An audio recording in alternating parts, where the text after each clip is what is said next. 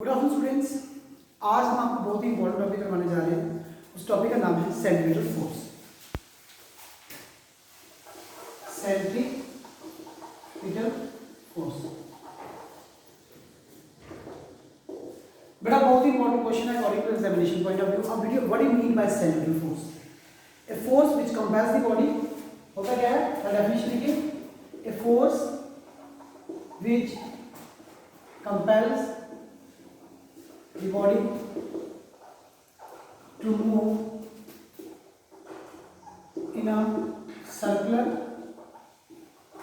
path। ठीक है, क्या होता है? A force which compels the body to move in a circular path with constant speed, with constant speed along the radius of circle towards the center,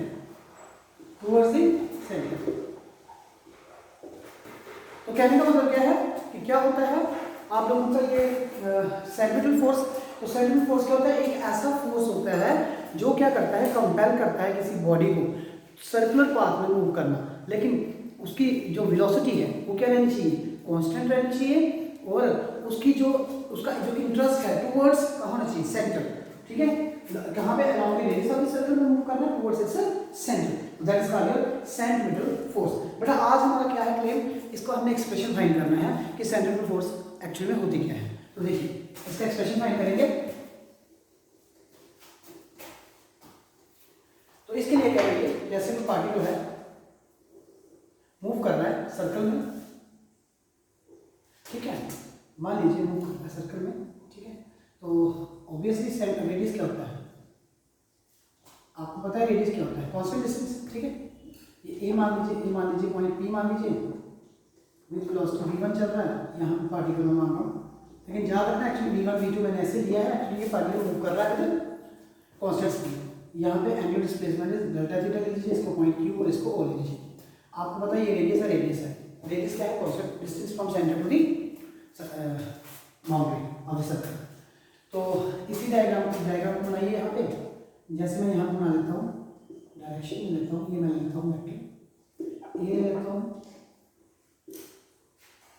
B ले लेता हूँ, ये theta, यहाँ पे एंगल रहेगा डेल्टा थीटा, और ये है delta v, change in velocity. ये क्या है? Change in velocity. तो बेटा ये दोनों similar triangle O P Q और ये, लेकिन आप लोगों को पता है कि जो वेलोसिटी होती है वो क्या? डिस्प्लेसमेंट बाय अपॉन टाइम होती है कि नहीं होती? वेलोसिटी होती है डिस्प्लेसमेंट अपॉन टाइम। तो बहुत क्लियर है कि वेलोसिटी मानी तो थी v, डिस्प्लेसमेंट मेरी p से q तक हुई है, टाइम मेरा t लगा है, तो p क्यों आ जाएगा? टाइम कितना लगा है? सॉरी डेल्टा t, क्योंकि टाइम अगर डिस्प्लेसमेंट का एंगल स्मॉल बन रहा है तो टाइम भी स्मॉल लगेगा, तो p क्यों आ जाएगा? v delta t। इसे हम रखेंगे। अब देखिए हमारे पास, देखिए सिंस द ट्रायंगल्स, कौन सी ट्रायंगल आपकी सॉरी ये v1 है, ये पॉइंट ए ले लीजिए, पॉइंट बी ले लीजिए, ये v2 है, तो वेक्टर्स हैं हमारे पास, वेलोसिटीज हैं यहाँ पे रिप्रेजेंट करनी थी। तो ये v1 आएगी, v2 आएगी, ये पॉइंट्स हैं b।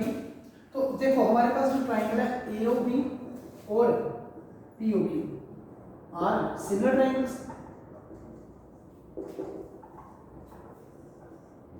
ये क्या है? सिमिलर ट्रायंगल्स हैं।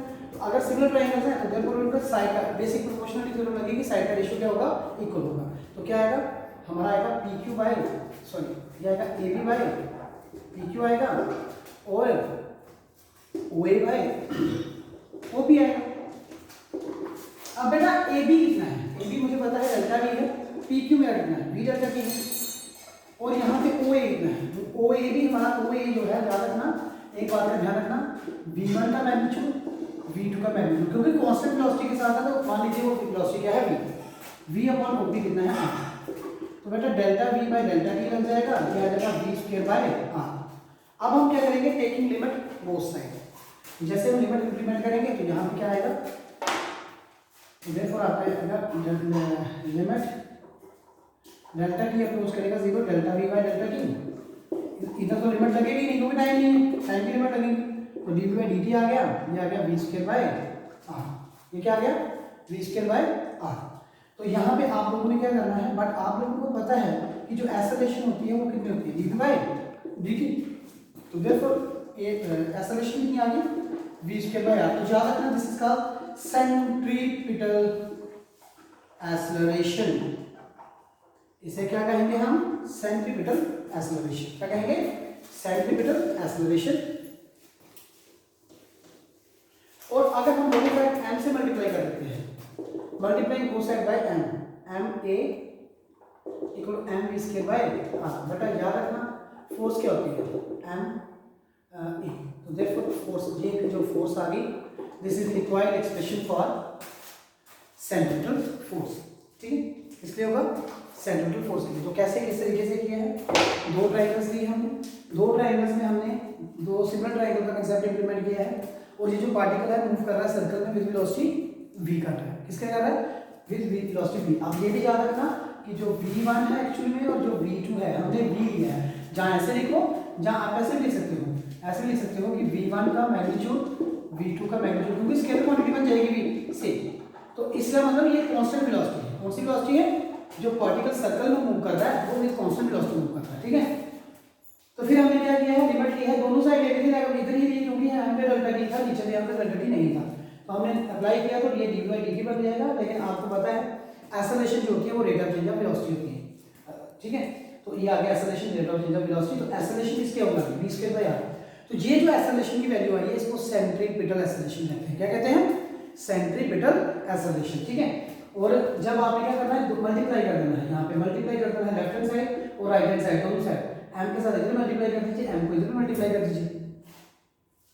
क्लियर है, तो जब हम करेंगे तो वहां पे क्या होगा, ये f m into a हमने कहीं पढ़ा हुआ है, वो क्या है, force is equal to mass into acceleration. तो फोर्स आ गई यहाँ पे, इसको देखा तो फोर्स आ गई mv स्क्वायर बाय क्या आ गया, this is required expression for centripetal force. Thank you.